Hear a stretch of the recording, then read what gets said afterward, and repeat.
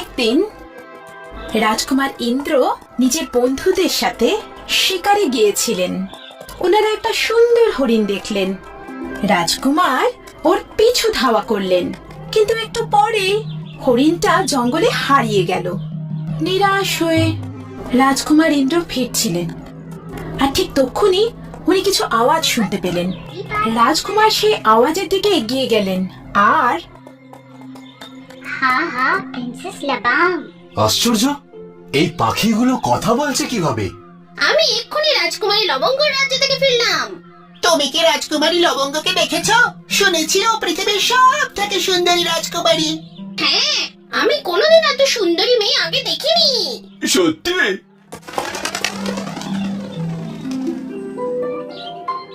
দাঁড়াও দাঁড়াও, আমাকে বলো, এই রাজকুমারী লবঙ্গ কোথায় থাকেন? ততক্ষণে সব পাখিরা উড়ে চলে গেল আর রাজকুমার নিরাশ হয়ে গেলেন। রাজকুমার ইন্দ্র নিজের রাজমহলে ফিরে এলেন।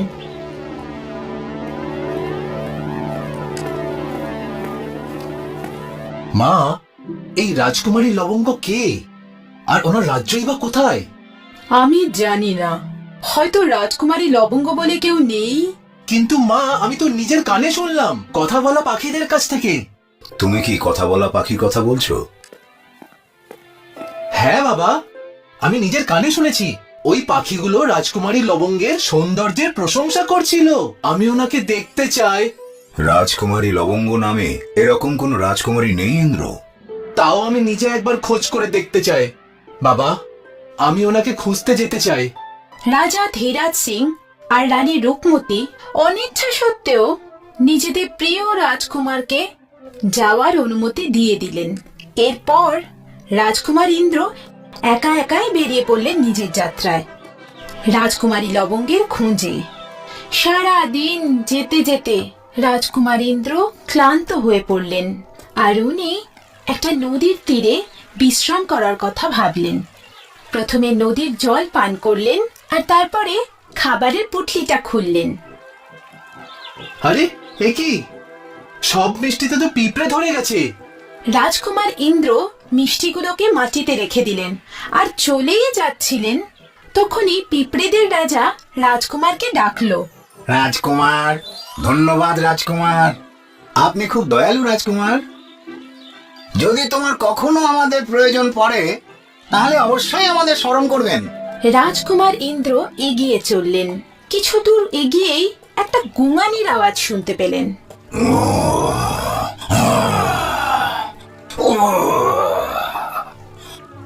ওখানে একটা সিংহ যন্ত্রণায় কাতরাচ্ছিল।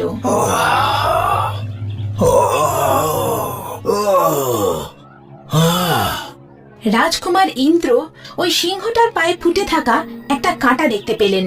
আমি তোমার এই কাঁটা বের করে দিতে পারি, কিন্তু কাঁটা বার করার পর তুমি যদি আমায় খাবার চেষ্টা করো তাহলে? আমি তোমাকে খাবো না, আমি তোমাকে কথা দিচ্ছি, কিন্তু এই কাঁটা বার করে দাও, আমার খুব যন্ত্রণা হচ্ছে।